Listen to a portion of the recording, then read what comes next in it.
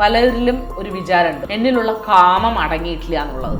ഗീത, എനിക്ക് കുറച്ച് ന്യൂഡായിട്ടുള്ള ഫോട്ടോസ് അയച്ചു തരുമോ? എനിക്ക് മാസ്റ്റർബേറ്റ് ചെയ്തിട്ടൊന്ന് കിടന്നുറങ്ങാനാണ്. വിവാഹം എന്നുള്ളത് ഇങ്ങനെയുള്ളവർക്ക് മെഡിസിൻ അല്ല. ഇത് മീഡിയയിൽ പറയാൻ എനിക്കൊരു ഭയമുണ്ട്. നക്ഷത്രം കുറച്ച് കൂടിപ്പോയതുകൊണ്ട് എന്ത് വേണമെങ്കിൽ നിങ്ങൾക്ക് ചെയ്യാം.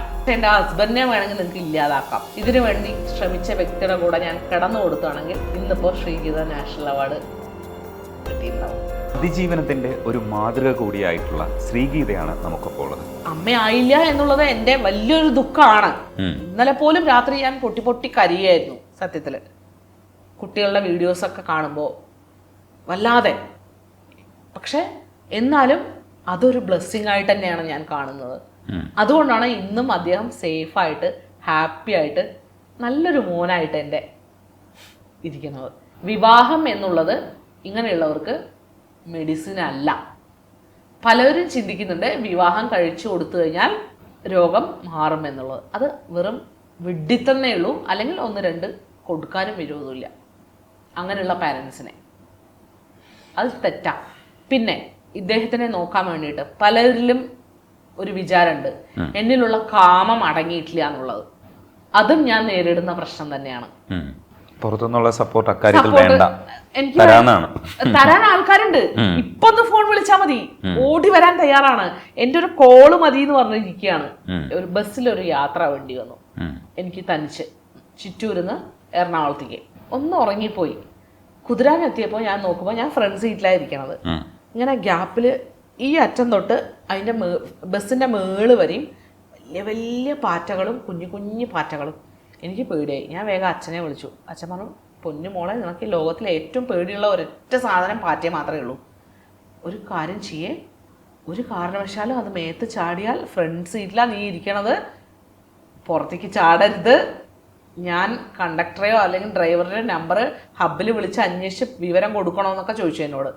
ഞാനിങ്ങനെ പ്രാർത്ഥിച്ചിരിക്കുകയാണ്. വിളിക്കാത്ത ദൈവങ്ങളേ ഇല്ല. ആരും എത്തിയപ്പോൾ എനിക്കൊരു ബുദ്ധി തോന്നി. ഞാൻ വേഗം ദാസേട്ടനെ വിളിച്ചു.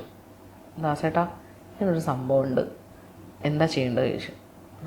വീഡിയോ എടുത്തോ, കാണണ്ട, വണ്ടിയുടെ നമ്പർ, വണ്ടിയുടെ പേര്, ഏകദേശം ഡ്രൈവറുടെ മുഖം കാണില്ല, എന്നാലും മിററിൽ കണ്ടാലോ, എന്നാലും വണ്ടിയുടെ നമ്പറും ഇന്ന സ്ഥലത്തുനിന്ന് ഇന്ന സ്ഥലത്തേക്കാണെന്നുള്ളതും എടുത്തോളാൻ പറഞ്ഞു. അങ്ങനെ ഞാൻ വീഡിയോ എടുത്തു. വീഡിയോ എടുത്തിട്ട് മൂപ്പർക്ക് വാട്സപ്പ് ചെയ്ത് കൊടുത്തു. വൈകുന്നേരം മീഡിയക്കാർ വന്നു എൻ്റെ അടുത്തേക്ക്. അവർ നാട്ടുവാർത്തയിൽ വന്നിരുന്നു, മനോരമയുടെ നാട്ടുവാർത്തയിൽ. അപ്പോൾ കംപ്ലൈൻറ്റ് ചെയ്യാൻ വേണ്ടിയിട്ട് ട്രാൻസ്പോർട്ട് കമ്മീഷണറെ നമുക്ക് വിളിക്കേണ്ടി വന്നു. വിളിച്ചു കഴിഞ്ഞിട്ട് കാര്യങ്ങൾ പറഞ്ഞു, ഇങ്ങനെയാണ്, ശ്രദ്ധ വേണം, തീർച്ചയായിട്ടും ആക്ഷൻ എടുക്കാം. അത് കഴിഞ്ഞ് പിറ്റേ ദിവസം രാവിലെ വേറൊരാൾ വിളിച്ചു, ഇദ്ദേഹത്തിൻ്റെ ശിങ്കിടി. വിളിച്ചിട്ട് പറഞ്ഞു, ഞങ്ങൾ ചിറ്റൂർക്ക് കർശനമായ നടപടി കൊടുത്തിട്ടുണ്ട്, കുറച്ച് ദിവസത്തേക്ക് അവരെ മാറ്റി നിർത്തിയിട്ടുണ്ട് ജോലിയിൽ നിന്ന്, നിങ്ങൾ പറയുകയാണെങ്കിൽ ശക്തമായ നിയമ നടപടിക്ക് പോവാം. അത് വേണ്ട, ഒരാളുടെ കഞ്ഞിയിൽ പാറ്റയിടാൻ എനിക്ക് താല്പര്യമില്ല. ഞാൻ യാത്ര ചെയ്യുമ്പോൾ പാറ്റ കണ്ടു, പക്ഷെ വേറൊരാളുടെ കഞ്ഞിയിൽ ഞാൻ എന്തായാലും പാറ്റയിടില്ല, അവരുടെ കുടുംബമല്ലേ, വിട്ടേക്കെന്ന് പറഞ്ഞു. അതോടെ ഇത് വിടൂ ചർച്ച. രാത്രി കിടക്കുകയാണ്. അന്ന് കറണ്ട് പോയി, നിലത്ത് കിടക്കുക ഞാൻ. അപ്പോൾ വൈബ്രേഷൻ, ഫോൺ സൈലൻറ്റിലല്ല വൈബ്രേറ്ററിൽ ഇട്ടിരിക്കുകയാണ്. ഇങ്ങനെ അടിക്കുക. ഒരു 12:30 ആയപ്പോൾ ഞാൻ മൈൻഡ് ചെയ്തില്ല. ഞാൻ എന്തോ അബദ്ധത്തിൽ, സാധാരണ ഉറങ്ങാത്ത ആളാണ്, ഡീപ്പ് സ്ലീപ്പിക്ക് പോയി.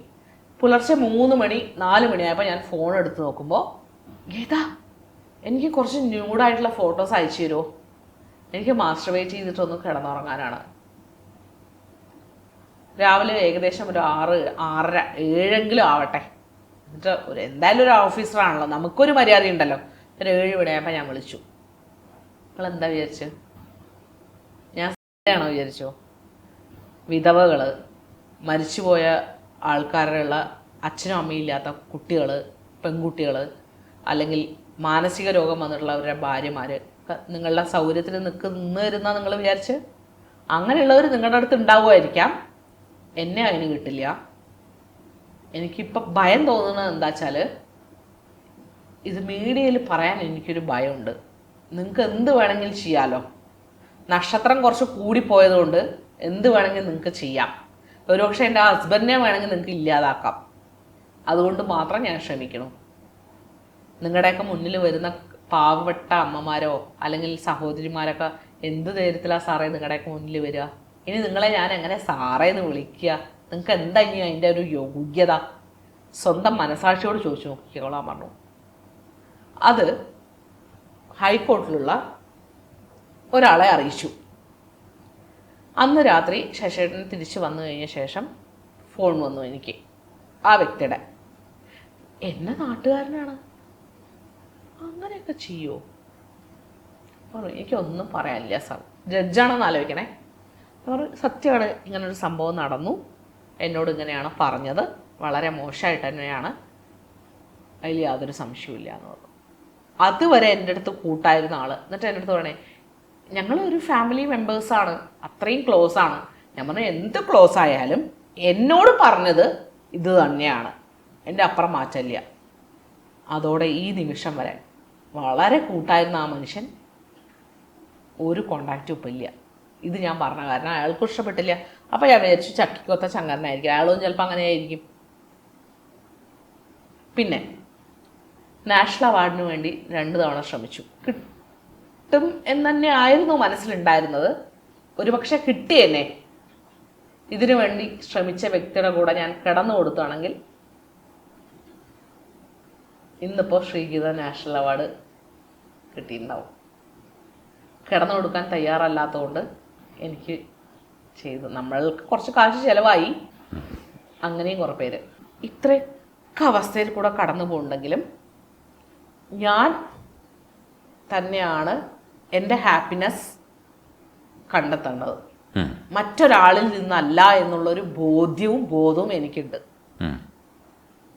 ഇങ്ങനെ നോക്കുന്നവർ ഉണ്ടെങ്കിൽ, എവിടെയെങ്കിലും എൻ്റെ അതേ സാഹചര്യത്തിൽ നോക്കുന്നവരുണ്ടെങ്കിൽ അവരും ഇത് തന്നെയാണ് ചെയ്യേണ്ടത്. നമ്മുടെ ഹാപ്പിനെസ് അത് ഒരുപക്ഷെ നമുക്ക് പാട്ട് കേൾക്കലാവാം, ഒന്ന് പാർലറിൽ പോയിട്ട് ഒരു മേക്ക് ഓവർ ചെയ്ത് വരിക, നമ്മൾ അപ്ഡേറ്റഡ് ആയിട്ട് ഇരിക്കുക, നമ്മൾ പറയാതെ നമ്മുടെ പ്രശ്നം വേറൊരാൾ അറിയരുത്, നമ്മുടെ മുഖത്തുനിന്ന് വായിച്ചെടുക്കരുത്, പ്ലസൻ്റായിട്ട് ഇരിക്കുക. അടുത്ത നിമിഷം നമുക്ക് എന്താണെന്നൊന്നും നമുക്ക് ആർക്കും പ്രെഡിക്റ്റ് ചെയ്യാൻ പറ്റില്ല. അപ്പോൾ ഇത്രയും പ്രശ്നമുണ്ട് എന്ന് കരുതിയിട്ട് അയ്യോ എനിക്ക് വയ്യ മടുത്തു എന്ന് പറഞ്ഞിരുന്നിട്ട് എന്തെങ്കിലും കാര്യമുണ്ടോ? ആരെങ്കിലും രക്ഷപ്പെടുത്താൻ വരുമോ? ആരും രക്ഷപ്പെടുത്താൻ വരില്ല. പക്ഷെ വരും 10,000 ഉപദേശമായിട്ട് ഇഷ്ടം പോലെ ആൾക്കാർ. ഉപദേശം ആർക്കെങ്കിലും വേണോ? പിന്നെ പറയാ പോട്ടെ മോളെ സാരില്ല ക്ഷമിക്കേ എന്ന്. പക്ഷെ ഈ പോട്ടെ മോളെ പറയണത് സമ്മതിച്ചു, പ്രായമായവരാണ്, അത് റെസ്പെക്റ്റ് ചെയ്യണു. പോട്ടെ സാരില്ല എന്ന് അതെങ്ങനെയാ പറയാൻ പറ്റുക ഒരാളോട്? ഒരാളുടെ വിഷമം കേട്ടിട്ട് പറയാണ് പോട്ടെ സാരില്ല എന്ന്. എനിക്കത് ഭയങ്കര വിഷമമായിട്ടുള്ള കാര്യമാണ്. പോട്ടെ സാരില്ല എന്നുള്ള വാക്കിന് എന്താ അത്, അങ്ങനെ എന്തിനാ പറയണത്? ഒന്നുമില്ലെങ്കിൽ ശാന്തമായിട്ട് കേട്ടിരിക്കുക, എന്തെങ്കിലും ഒരു ആവശ്യം വരുമ്പോൾ വിളിച്ചോളൂ, ഞങ്ങൾ കൂടെയുണ്ട്, ഇത്രയും പറയണ്ടു.